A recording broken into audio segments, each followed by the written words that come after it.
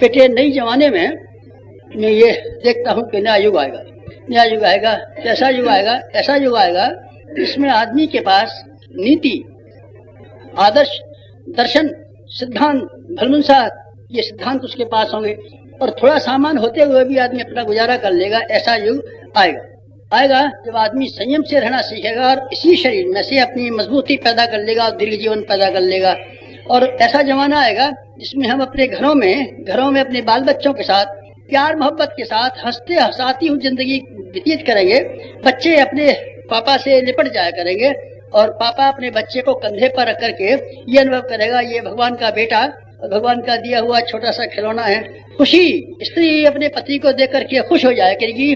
कमल जिस तरीके से सूरज को देख के खिल जाता है उस तरीके से स्त्रियां अपनी पतियों को देख के खिला करेंगी और पति अपनी स्त्रियों को देख करके घर में कहेंगे साक्षात लक्ष्मी हमारे घर में विद्यमान है, सरस्वती हमारे घर में विद्यमान है, गायत्री हमारे घर में विद्यमान है, फिर क्या कमी हमारे घर में रहेगी। ऐसे बेटे हम भी एक प्रेम मोहब्बत की दुनिया को आता हुआ देखते हैं और हमको देखते हैं कि उसके लिए तैयारी करने में हमको कोई निराशा नहीं होती, क्योंकि मालूम पड़ता है भगवान उस जमाने को लाएंगे। रात के बाद जब दिन आ सकता है तो खराब और गंदे जमाने के बाद अच्छा समय क्यों नहीं आएगा? तर्क हमको कहती है, दलील हमको कहती है, भविष्य की आशाएं हमको कहती हैं, प्रगति का चक्र हमको बताता है, हर चीज बताता है कि नया युग और नया जमाना बदलने के लिए जा रहा है।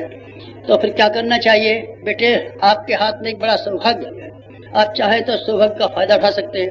क्या? आगे वाली लाइन में जो कोई भी चला करते हैं श्रेय उन्हीं के हिस्से में आता है। भीड़ में अगर आप कभी शामिल हो और फोटो अगर कभी खींचे तो सबसे पहले चूंकि आप आगे हैं तो फोटो आपका ही खींचेगा। इसलिए पीछे चलने की बनस्बत जहां आपको ये मालूम पड़ता हो कि यहाँ कुछ नफे का काम है और कोई अच्छा काम है, आपको आगे आगे चलना चाहिए। कांग्रेस के आंदोलन में जो लोग शुरू में गए थे मजा आ गया और वो क्या से क्या बन गए और पीछे तो बहुत सारे आदमी गए और बहुत सारे चलते गए जिनके नाम आते हैं। पहले कौन गए थे उनके नाम पहले आते हैं। गांधी जी धरसना में नमक सत्याग्रह के लिए चले गए थे।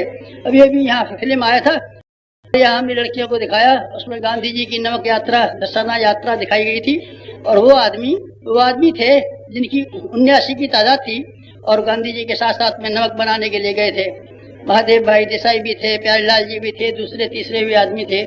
मनाया काश हम भी उन लोगों में से रहे होते तो हमारा भी फोटो खिंच जाता, हमारी भी फिल्म बन जाती, पर हम रह नहीं सके उसमें। आगे की लाइन में अच्छे कामों की लाइन में जो आदमी चलते हैं बेटे उनका नाम बहुत रहता है।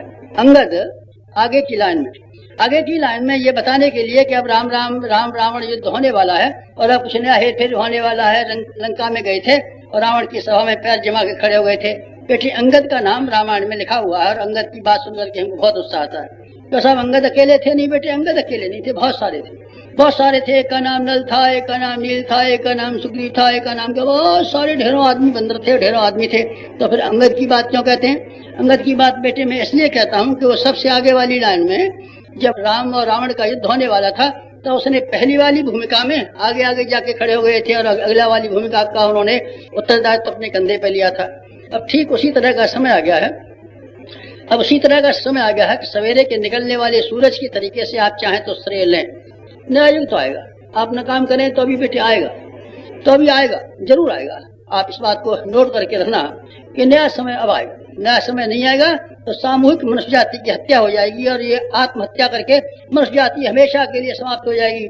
ऐसा हो जाएगा? नहीं बेटे, ऐसा नहीं हो सकता, क्योंकि मैं निराशावादी नहीं हूँ, मैं हमेशा उम्मीदें बांटता रहा हूँ। बुरी से बुरी परिस्थितियों में आशा का दीपक मैंने जला करके रखा और खराब से खराब परिस्थितियों में भी ये उम्मीद करता हूँ कल नहीं तो परसों अच्छा समय आने ही वाला है। अच्छा समय जरूर आएगा।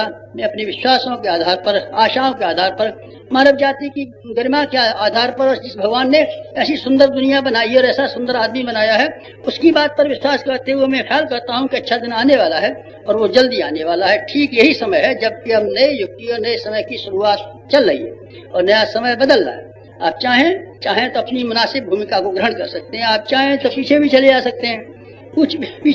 सकते हैं, आप चाहें तो बैठे भी रह सकते हैं। आप न करेंगे तो कोई हर्ष की बात नहीं है, आप न करेंगे तो भगवान की हवाएं ऐसी तेजी के साथ आएंगी। आप नहीं उड़ना चाहेंगे तो पत्ते उड़ेंगे और दूसरी चीजें उड़ेंगी।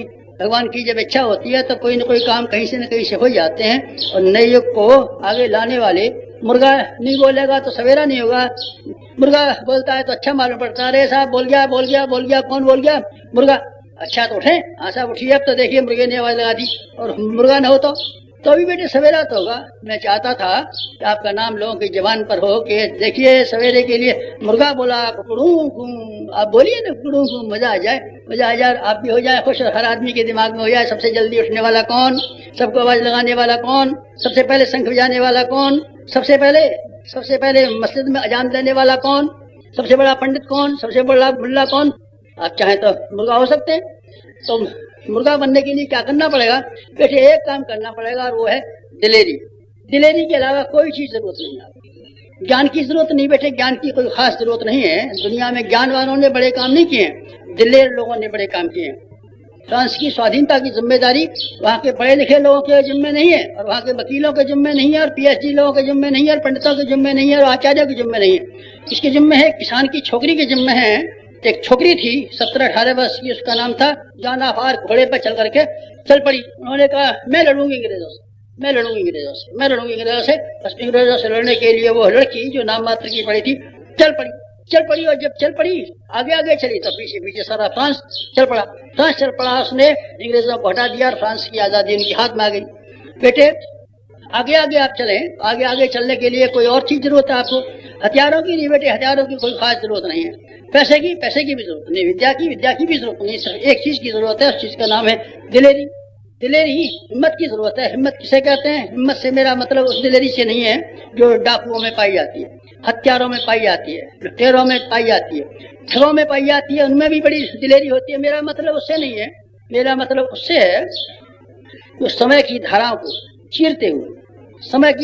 चीरते हुए, वातावरण को चीरते हुए उल्टी दिशा में चल सकते हो, उसका नाम मैं दिलेरी कहता हूँ। दिलेरी का एक उदाहरण यह है कि मछली जो है सब बहते चले जाते हैं, पानी ये बहता है, सब बह जाते हैं पानी के साथ, छप्पर बह जाते हैं, कांटे बह जाते हैं, लकड़ियां बह जाती हैं, हाथी बह जाते हैं, घोड़े बह जाते हैं, भैंसे गाय बह जाते हैं, जब भाव आता है सब बह जाते हैं। पर एक जानवर ऐसा है जो पानी के भाव को चैलेंज करता है और कहता है हम आपके साथ साथ चलने के लिए कतई तैयार नहीं है, हम अपनी मर्जी से चलेंगे, और उस जानवर का नाम है मछली।